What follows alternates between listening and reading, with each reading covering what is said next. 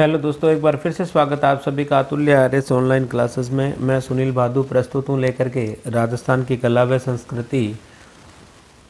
और राजस्थान की कला व संस्कृति में दोस्तों हम पढ़ रहे थे राजस्थान के प्रमुख महल। और राजस्थान के प्रमुख महलों में अब तक दोस्तों हम बात कर चुके हैं। अंतिम बात हमने की थी सज्जनगढ़ पैलेस की, जिसे उदयपुर की मुक्तमणि कहा जाता है और मानसून काल में निर्मित होने की वजह से मानसून महल भी कहा जाता है। तो नेक्स्ट हम बात करते हैं दोस्तों, आज एक आपका फेमस है बादल महल। तो राजस्थान में बादल महल काफ़ी हैं। देखिएगा बादल महल,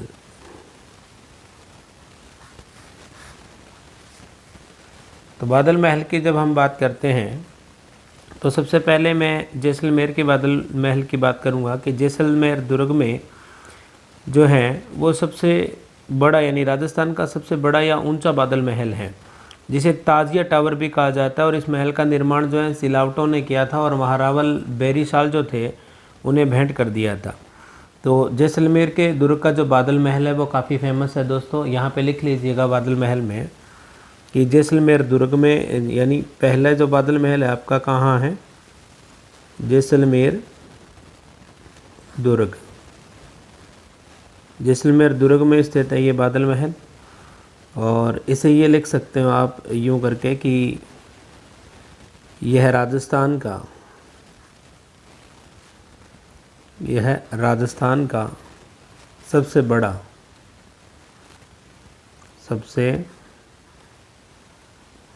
व ऊंचा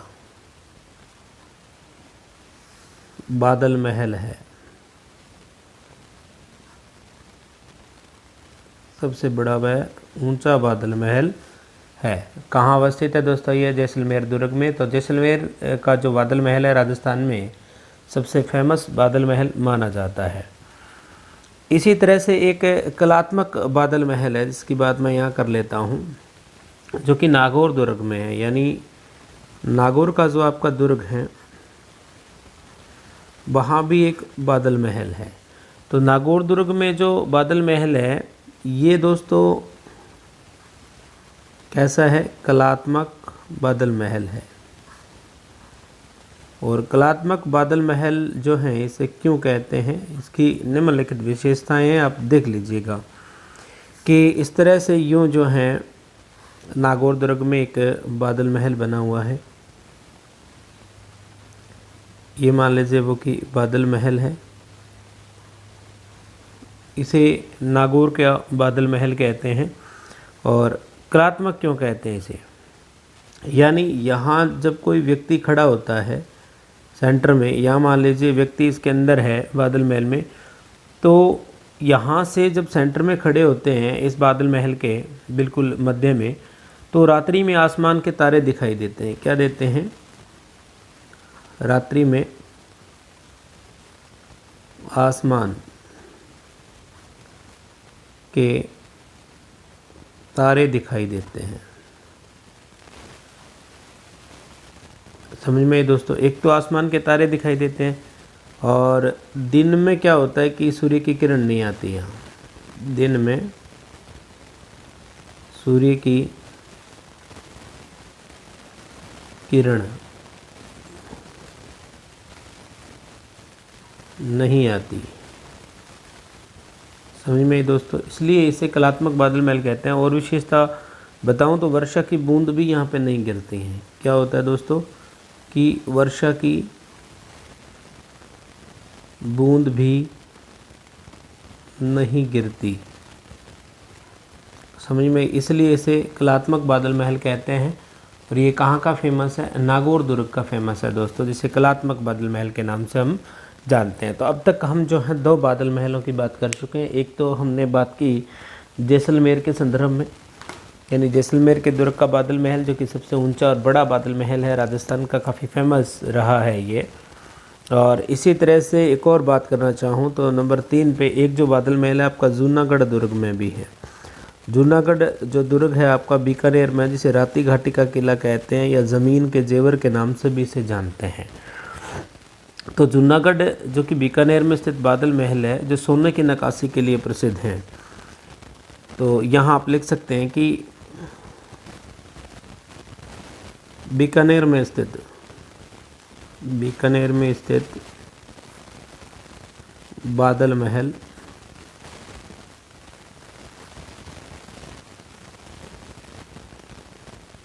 सोने की नक्काशी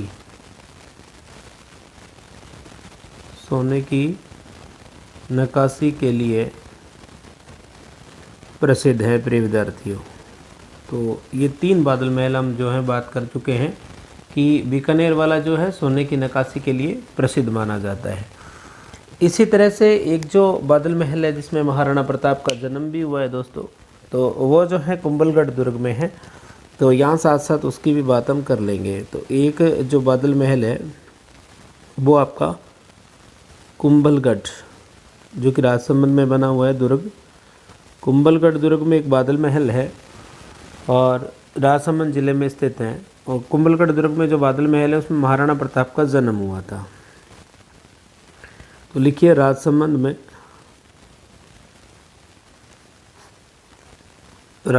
में स्थित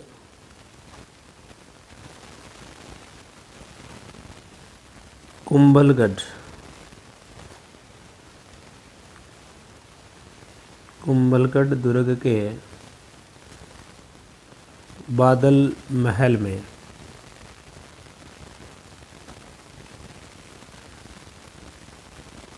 महाराणा प्रताप, कौन से प्रताप? महाराणा प्रताप का जन्म हुआ था। और महाराणा प्रताप का जन्म आपको पता है कि 9 मई और 1540 को कुंभलगढ़ के बादल महल के एक स्थान है, बादल महल में ही जूनी कचहरी, जहाँ पर इनका जन्म हुआ था। तो ये जो हैं प्रमुख बादल महल थे राजस्थान के, जो आप तक मैंने प्रेषित कर दिए हैं। तो बादल महल करके कोई भी प्रश्न आए तो आपके सामने मैंने 4 जो बादल महल है जो फेमस है राजस्थान में, काफ़ी प्रसिद्ध हैं, तो उनकी बात हम कर चुके हैं। इसी तरह से हम नेक्स्ट आगामी बात करते हुए आगे बढ़ते हैं। तो देखिएगा दोस्तों, कुछ महल और जिनकी हम बात कर लेते हैं जो कि राजस्थान के काफ़ी प्रसिद्ध हैं। तो एक है आपका जहांगीरी महल। कौन सा महल? जहांगीरी महल। ये जो जहांगीरी महल है दोस्तों, ये आपका पुष्कर में स्थित है। पुष्कर आपको पता है, सभी को ज्ञात है कि अजमेर ज़िले में है। कौन से ज़िले में है? अजमेर में है। तो जहांगीरी महल कहाँ है? पुष्कर, अजमेर में। इस तरह का सीधा प्रश्न आपसे पूछा जा सकता है। इसी तरह से नेक्स्ट मैं बात करूँ तो एक महल है गोपाल महल। कौन सा महल दोस्तों? गोपाल महल। और ये गोपाल महल डींग में अवस्थित है।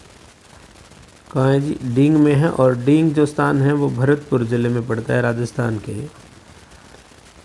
तो गोपाल महल, और इस डींग को जो है आपको पता है कि जल महलों की नगरी कहते हैं।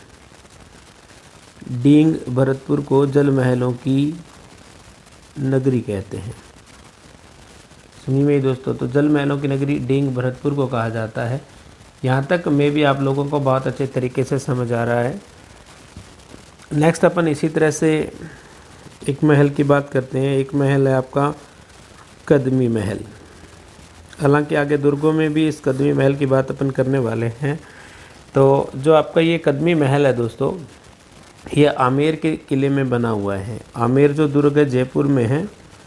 कदमी महल कहाँ स्थित है? आमेर दुर्ग में। और आमेर दुर्ग कहाँ है? जयपुर ज़िले में है। तो इसकी जो विशेषता है कदमी महल की, तो यहाँ जो है आमेर के शासकों का राज तिलक होता था। तो आप इसमें लिख लीजिए कि आमेर के शासकों का राज तिलक होता था। तो आमेर के जो शासक हुए जितने भी, उनका राज तिलक कहाँ होता है? कदमी महल में होता है। और कदमी महल आमेर दुर्ग में है, जो कि जयपुर में अवस्थित है। तो यहाँ तक में भी आप लोगों को किसी प्रकार की कोई दिक्कतें नहीं हुई होगी। नेक्स्ट अपन आगे बढ़ते हुए बात करते हैं आगामी महलों की। तो आप देखिएगा दोस्तों, एक जो महल आता है वो आपका आता है रेशमा महल। रेशमा महल ये जो आपका रेशमा महल है दोस्तों, ये सीकर में बना हुआ है। कौन से ज़िले में? सीकर ज़िले में रेशमा महल अवस्थित है। इसी तरह से एक महल है तेलिन का महल। किस महल की बात करते हैं? तेलिन के महल की। और ये जो आपका तेलिन का महल है ये लक्ष्मणगढ़ दुर्ग में है। कौन से दुर्ग में? लक्ष्मणगढ़ दुर्ग। और लक्ष्मणगढ़ दुर्ग जो है आपका सीकर में अवस्थित है दोस्तों। एक बात आपको मैं प्रेषित करना भूल गया, काफ़ी दिनों से क्लासेस जो हैं, क्लासेस में आपके व्यवधान आ रहा था। उसकी वजह थी मेरा अस्वास्थ्य, यानी स्वास्थ्य ठीक नहीं होने की वजह से मैं काफ़ी दिन जो है क्लास नहीं ले पाया। तो आपसे क्षमा याचना करता हूँ। आगामी हमारी क्लासें निरंतर रहने वाली हैं। काफ़ी ज़्यादा कुछ दिन पहले राकेश सर भी बीमार हो गए थे और उनके बाद जो है मेरा नंबर लग गया, तो काफ़ी टाइम जो है आपको व्यवधान की स्थिति में रहना पड़ा। तो इसके लिए पूरी अतुल्य RS ऑनलाइन क्लासेस की जो हमारी टीम है वो आपसे क्षमा प्रार्थी हैं। तो नेक्स्ट हम ध्यान रखेंगे ऐसा आपको भविष्य में मौका ना आए, ईश्वर करे। लेकिन सिलेबस जो है लगभग आपका कंप्लीट है दोस्तों। 2-4 टॉपिक जो राजस्थान के इतिहास के बचते हैं वो हम निरंतर रूप से कर लेंगे। तो आप जो है अतुल्य RS ऑनलाइन क्लासेस पे टेस्ट सीरीज़ भी चल रही हैं ऑनलाइन, जो कि दैनिक रूप से टेस्ट होता है। और आजकल एक नया कार्यक्रम शुरू कर दिया है कि आप एंड्रॉयड ऐप पर जो हैं, जो सोमवार से शनिवार के मध्य जितने भी टेस्ट होते हैं आपके ऑनलाइन, तो एंड्रॉयड ऐप हमारे अतुल्य RS पे आप जो हैं उन्हीं टेस्टों में से एक आपका मेजर टेस्ट हर रविवार को हुआ करेगा। प्रति रविवार को वो टेस्ट होगा, आप आराम से उसे दे सकते हैं। और सबसे बड़ी बात यह है कि वो निःशुल्क है आप लोगों के लिए। तो वहाँ जाकर के आप टेस्ट ज़रूर दीजिए और अपनी तैयारी का आकलन कीजिए। तो आगे बढ़ते हैं हम। बात की तेलिन के महल की, जो कि लक्ष्मणगढ़ दुर्ग सीकर में अवस्थित है। इसी तरह से एक महल है सीलीसेड। कौन सा महल? सीलीसेड महल। और जो सीलीसेड महल है ये अलवर ज़िले में है दोस्तों। सीलीसेड झील भी आपको पता है अलवर में है, जिसे राजस्थान का नंदन कानन कहते हैं। झीलों में हमने बात की थी। और एक महल है जूना महल। और ये जो आपका जूना महल है डूंगरपुर ज़िले में है। कौन से ज़िले में है दोस्तों? डूंगरपुर ज़िले में। आपको नाम भर केवल लिखना है इनका। इसी तरह से एक महल का नाम आपको मिलेगा लालगढ़ पैलेस।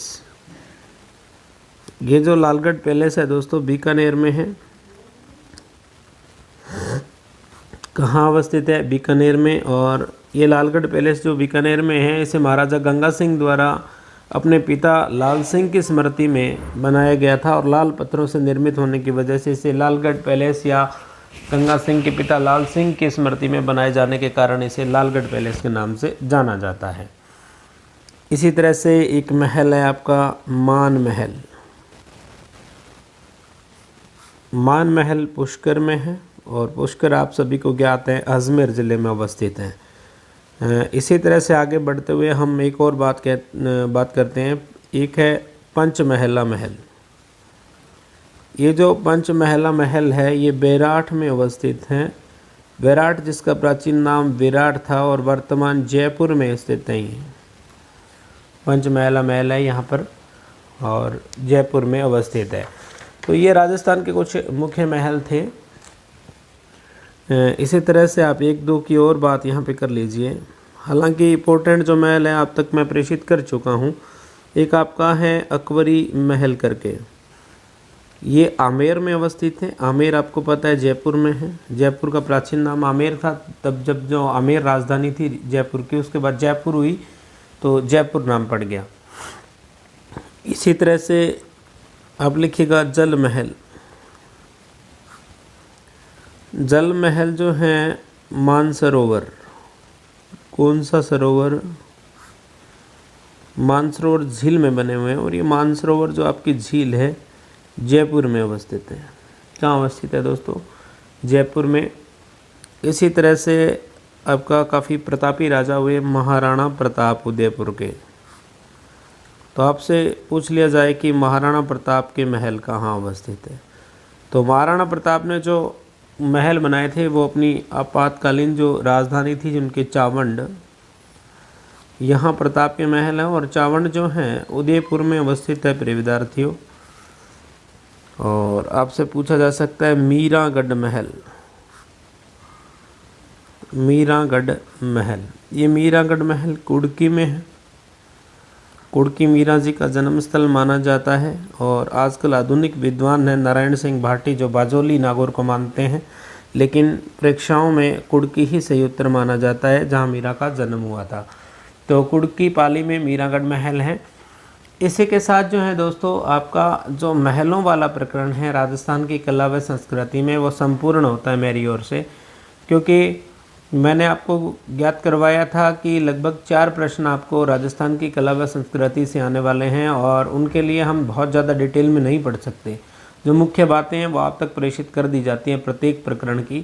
तो यहाँ जो है आपका महलों वाला जो प्रकरण है दोस्तों वो संपूर्ण होता है। और नेक्स्ट हम आगे बात करते हैं। तो हमारा जो नया प्रकरण है दोस्तों, हेडिंग डालिएगा आप सभी कि राजस्थान के प्रमुख दुर्ग। हेडिंग हमारी क्या है? राजस्थान के प्रमुख दुर्ग।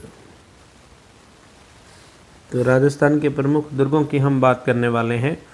और दुर्गों से पहले मैं आपको यहाँ थोड़ी सी भूमिका बांधते हुए बताऊंगा कि दुर्गों का वर्गीकरण किसने किसने किया और सबसे पहले बातें दुर्गों के बारे में किसने प्रेषित की, तो उसकी थोड़ी बात हम यहाँ कर लेते हैं।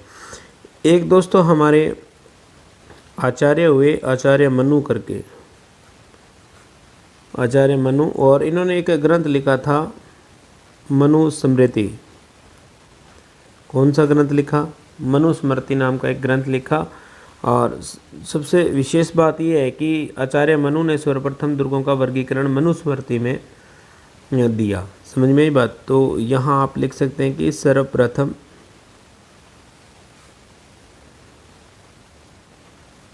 दुर्गों का वर्गीकरण, सर्वप्रथम दुर्गों का वर्गीकरण मनुस्मृति में मिलता है। मनुस्मृति में मिलता है। समझ में दोस्तों? तो मनुस्मृति में हमें जो है सबसे पहले दुर्गों का वर्गीकरण मिलता है। और इसी मनुस्मृति की बात करूं तो जो आचार्य मनु हैं उन्होंने सर्वश्रेष्ठ जो दुर्ग माना, मनुस्मृति के अनुसार जो सर्वश्रेष्ठ दुर्ग माना वो गिरि दुर्ग को माना था। यानी किसी पहाड़ी पर निर्मित जो दुर्ग हैं उसे गिरि दुर्ग कहते थे। और गिरि दुर्ग को सर्वश्रेष्ठ जो है दुर्ग किसने माना? आचार्य मनु ने माना, जिन्होंने अपने ग्रंथ के अनुसार यानी मनुस्मृति में इसे सर्वश्रेष्ठ दुर्ग के नाम से जाना। किसे? गिरि दुर्ग को। फिर जो है एक विद्वान हुए कौटिल्य करके। तो ये जो कौटिल्य हैं इन्हें विष्णुगुप्त भी कहा जाता है, आचार्य चाणक्य के नाम से भी जाना जाता है। इन्होंने एक ग्रंथ लिखा था अर्थशास्त्र। और ये अर्थशास्त्र जो है राजनीति पर जो है आधारित ग्रंथ था। और इन्होंने जो है कौटिल्य ने इस अर्थशास्त्र के अंतर्गत दुर्गों के 4 प्रकार बताए। दुर्गों के कितने? 4 प्रकार, 4 प्रकार बताए। समझ में दोस्तों? कितने बता दिए? 4 प्रकार बता दिए। और पहला जो इन्होंने प्रकार बताया उसकी बात भी मैं आप तक बता देता हूँ। एक तो इन्होंने बताया ओदक दुर्ग। और ओदक का मतलब जल होता है, यानी जल से जो घिरा हुआ है।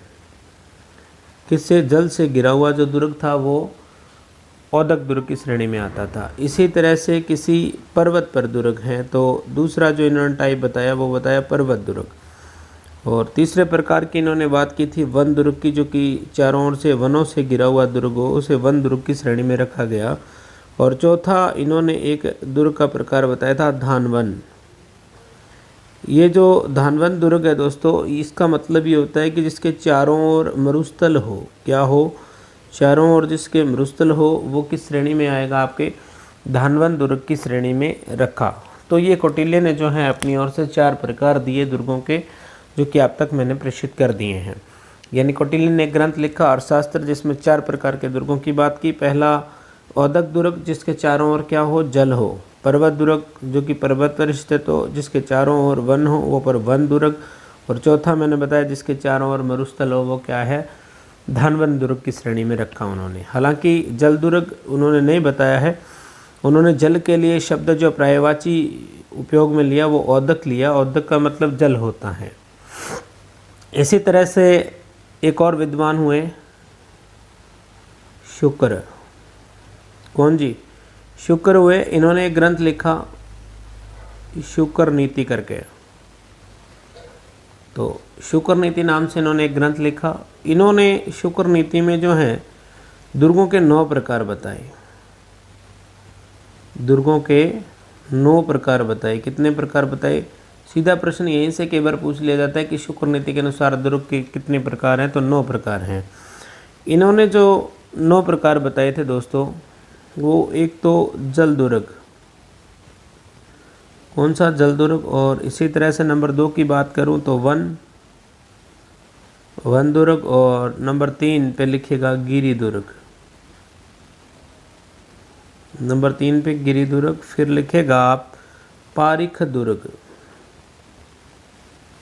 पारिख, ख का मतलब यहाँ से खाई से है, जिसके चारों ओर खाई बनी हो।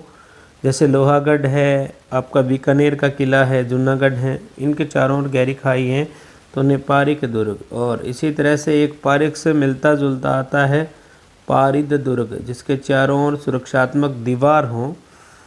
और इसी तरह से एरण, एक प्रकार बताया एरण दुर्ग, जो कि दुर्गम पहाड़ियों में अवस्थित हो, जिस पे पहुंचना कठिन हो, वो एरण श्रेणी का दुर्ग माना जाता है शुक्र नीति के अनुसार। इसी तरह से एक आता है सैन्य दुर्ग। और सैन्य दुर्ग को सहाय दुर्ग भी, सैन्य दुर्ग जो हैं जिसमें सेना रखी जाती है, उसको कहा जाता है। और सबसे बड़ी बात यह है कि सैन्य दुर्ग को सर्वश्रेष्ठ माना था। शुक्र नीति के अनुसार सर्वश्रेष्ठ कौन सा है? सैन्य दुर्ग को माना गया है। और एक होता है सहाय दुर्ग। सहाय दुर्ग में काफ़ी सारे वीर योद्धा रहते थे और ज़रूरत पड़ने पर ये जो हैं राजा का साथ दिया करते थे, जिसे सहाय दुर्ग की श्रेणी में रखा जाता है।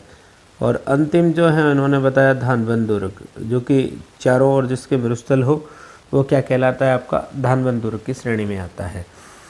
तो ये 3 प्रकार थे। आचार्य मनु ने मनुस्मृति में सर्वप्रथम दुर्गों का वर्गीकरण किया और सर्वश्रेष्ठ किसको माना? गिरि दुर्ग पर, या गिरि दुर्ग को माना, जो कि किसी पर्वत या पहाड़ी पर स्थित हो। और कौटिल्य ने एक ग्रंथ लिखा अर्थशास्त्र, जिसका विषय राजनीति था। और इन्होंने जो है कौटिल्य ने 4 प्रकार के दुर्गों को बताया हमें अर्थशास्त्र में। एक तो औदक दुर्ग, जैसे जो चारों ओर से जल से घिरा होता है। दूसरा पर्वत पर स्थित दुर्ग, पर्वत दुर्ग। तीसरा जो श्रेणी इन्होंने बताया वो बताया वन दुर्ग, जो कि जिसके चारों ओर वन हो, काफ़ी घना वन हो। और चौथा धानवन दुर्ग, जिसके चारों ओर घोर मरुस्थल हो, जिस प्रकार से हमारा जैसलमेर का किला है राजस्थान में, जो कि धानवन दुर्ग की श्रेणी का सर्वश्रेष्ठ दुर्ग माना जाता है। और शुक्र नीति में दुर्गों के 9 प्रकार बताए आचार्य शुक्र ने। और जल दुर्ग, वन दुर्ग, गिरि दुर्ग, पारिक दुर्ग, पारी दुर्ग, एरण दुर्ग, सैन्य दुर्ग, जिसे सर्वश्रेष्ठ माना सहाय दुर्ग, और धानवन दुर्ग। तो ये जो हैं आपके कुछ दुर्गों के प्रकार रहे। तो इसको थोड़ा सा मैं यहाँ पे डिटेल में बताते हुए आगे बढ़ूँगा कि एक्चुअल में स्थिति क्या थी। तो यहाँ हम थोड़ा सा बात कर लेते हैं।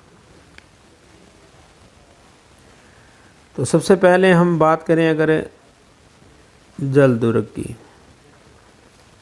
यानी शुक्र नीति के अनुसार हम जल दुर्ग की बात करें तो एक तो आपने नाम सुना है गागरोन का, जो कि राजस्थान का सर्वश्रेष्ठ जल दुर्ग माना जाता है। और इसी तरह से एक दुर्ग आता है भैंसरोडगढ़। कौन सा दुर्ग? भैंसरोडगढ़ दुर्ग। और इसी तरह से आपका जो चित्तौड़ है वो भी जल दुर्ग की श्रेणी में आता है, चित्तौड़गढ़ दुर्ग, जिसका निर्माण चित्रांग या चित्रांगद मौर्य के द्वारा करवाया गया था। और बाद में कुंभा ने काफ़ी सारा कार्य इसमें किया।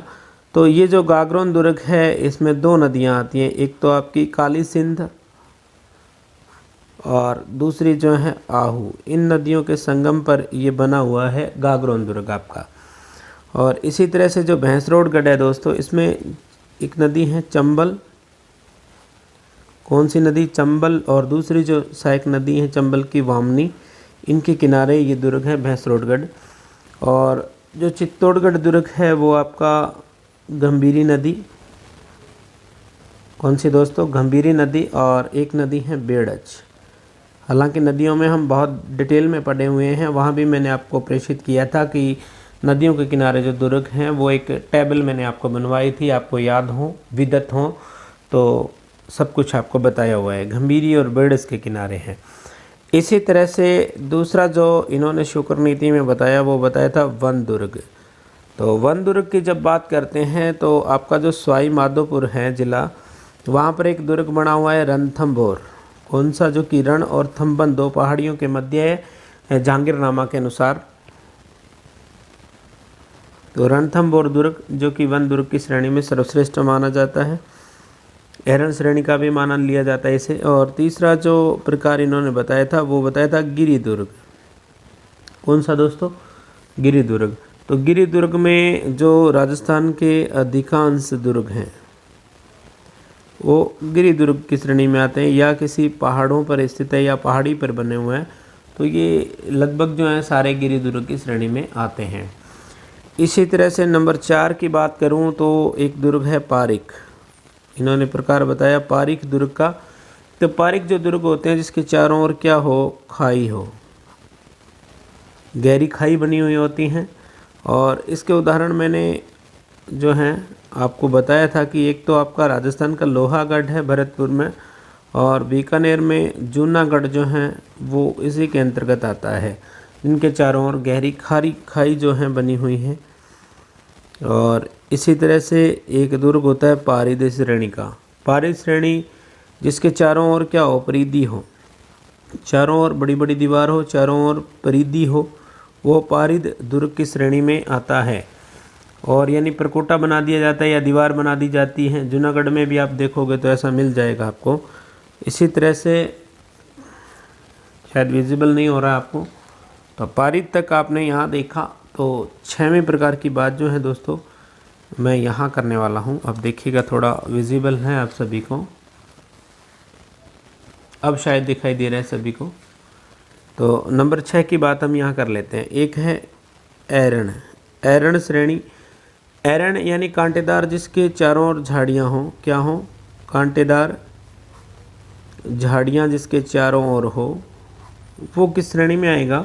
एरण श्रेणी में। जैसे इस श्रेणी में आप रणथंभौर को रख सकते हो। सवाई माधोपुर का जो दुर्ग है रणथंभौर, जिसे मैंने आपको वन दुर्ग की श्रेणी में भी लिखा है, ये एरण श्रेणी का भी है, क्योंकि इस पे जो है 7 पहाड़ियों पर स्थित है। वैसे रण और थंबन 2 पहाड़ियाँ हैं वहाँ पर स्थित है, तो इस पे पहुँचना बहुत ही मुश्किल माना जाता है। समझ में आई दोस्तों बात? इसी तरह से एक प्रकार सैन्य दुर्ग। तो सैन्य दुर्ग जिसमें सेना रहती है, जिसमें सेना रहती है, 24 घंटे तैयार रहती हैं, तो वो किस श्रेणी का है? सैन्य दुर्ग कहलाता है। और इसको जो है शुक्र नीति में सर्वश्रेष्ठ भी माना गया है सैन्य दुर्ग को। समझ में आई दोस्तों बात? इसी तरह से नेक्स्ट हमने बात की सहाय दुर्ग की।